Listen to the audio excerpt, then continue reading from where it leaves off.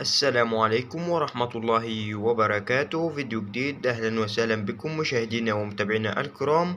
موعد وتوقيت مباراة الوداد ضد الجيش الملكي في الجولة العاشرة من البطولة الوطنية المغربية. تنطلق المباراة يوم الثلاثاء 28/11/2023 الجاري. في الجولة العاشرة تنطلق صفرة بداية المباراة في 6 مساء بتوقيت المغرب والجزائر وتونس، 4 مساء بتوقيت السودان وليبيا، 5 مساء بتوقيت مصر، الساعة 6 مساء بتوقيت السعودية.